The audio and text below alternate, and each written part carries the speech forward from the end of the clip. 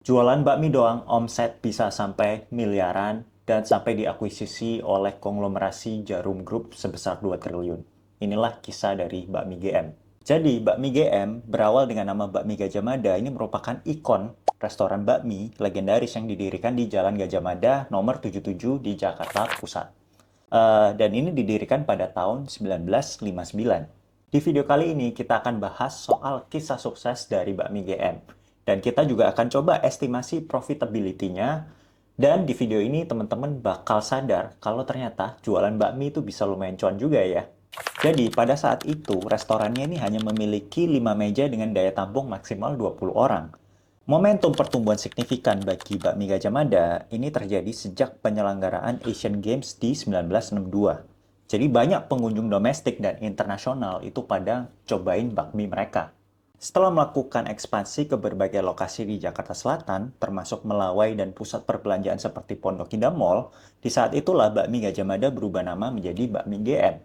Masuk ke era 90-an, bakmi GM kini memiliki banyak cabang di kota-kota besar seperti Jabodetabek, Bandung, Surabaya, dan Bali. Di sini kita akan sedikit berhitung ya mengenai estimasi omset, biaya, dan laba dari bakmi GM. Tentunya berdasarkan data-data yang tersedia di luar sana dan tentunya juga menggunakan beberapa asumsi ya. Berdasarkan informasi dari situs resmi perusahaan, bakmi GM ini dapat melayani lebih dari 30.000 pelanggan per hari. Dan saat ini mereka itu memiliki 52 outlet yang tersebar di Indonesia. Asumsi harga menu yang tersedia itu dari 30 sampai 50 ribu per porsi. Jadi dari sini bakmi GM itu dapat mengantongi omset sebesar 900 juta hingga 1,5 miliar. Nah, jadi coba kita hitung estimasi omset outlet bakmi GM dengan asumsi omset harian sebesar 1,5 miliar.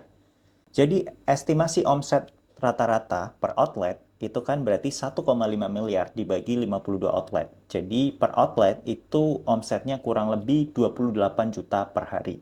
Dan omset bulanannya itu ya kan kita tinggal kali 30. Jadi 684 juta. Dan omset tahunannya kita kali 12. Jadi 10,4 miliar rupiah. Jadi estimasi omset tahunan per outlet itu adalah 10,4 miliar. Tapi perlu dicatat, outlet di mall besar seperti Grand Indonesia atau Pondok Indah Mall ini tuh bisa jauh lebih tinggi daripada outlet di lokasi kecil ya. Jadi ini angkanya rata-rata aja. Berikutnya, yuk sekarang kita coba hitung biaya atau cost-nya. Jadi kita hitung estimasi biaya secara kasar. Asumsi total biaya 80% dari omset tahunan sekitar 10 miliar. Detailnya itu sebagai berikut ya. Jadi menurut saya margin 20% ini tuh angka yang cukup masuk akal ya. Kalau restoran individual yang belum perusahaan, itu mungkin marginnya bisa lebih besar. Tapi karena Bakmi GM ini sudah merupakan perusahaan dan harus menggaji karyawannya sesuai dengan ketentuan tiap daerah dan pemerintah daerah, sepertinya misal minimal itu harus UMR pasti ya, dan harus memberi THR juga, itu margin 20% saya rasa ini masuk akal. Dengan demikian, kita dapat mengetahui estimasi laba bersih per outlet ya. Pertama, omset tahunan per outlet itu 10,4 miliar, tadi kita udah hitung. Dan biaya tahunan outlet itu 8,32 miliar, barusan juga kita udah hitung.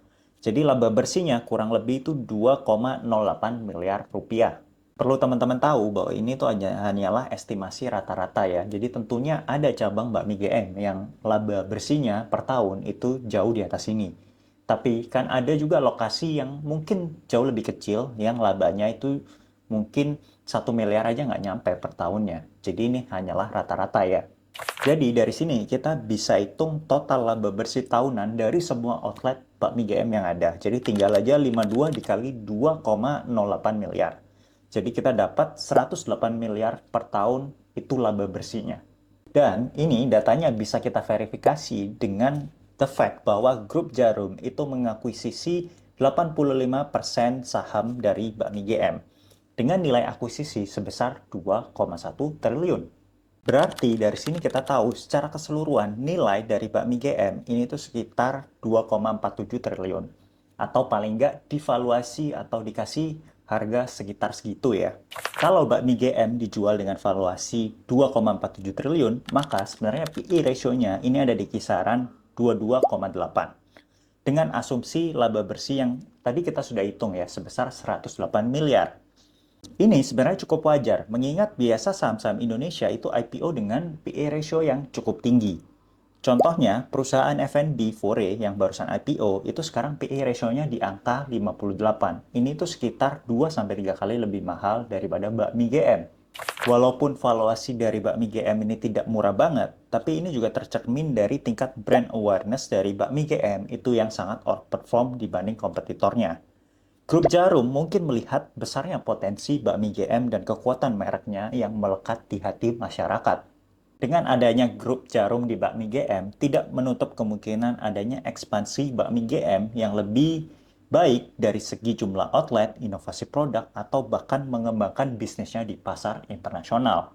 Dan kalau kita lihat reputasi dari grup Jarum, ini cukup bagus ya, terutama dalam melakukan takeover dan mengambil alih dari perusahaan.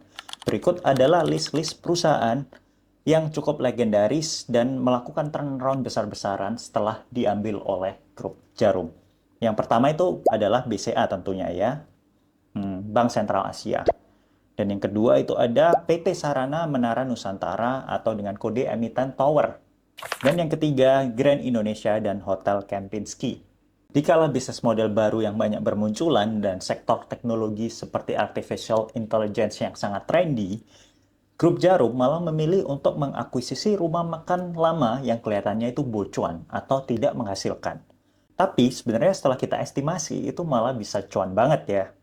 Kalau menurut kamu sendiri, keputusan dari Grup Jarum ini gimana? Dan misal ke depannya Bakmi GM ini bakal IPO di Bursa Saham Indonesia, apakah teman-teman bakal ikutan beli sahamnya? Komen ya. Oke, so that's the end of the video. Jangan lupa like, share, dan subscribe, and hit the notification bell supaya kalian nggak miss video gua selanjutnya. Dan kalau teman-teman ada ide untuk gua bahas apa di video selanjutnya, komen juga aja ya.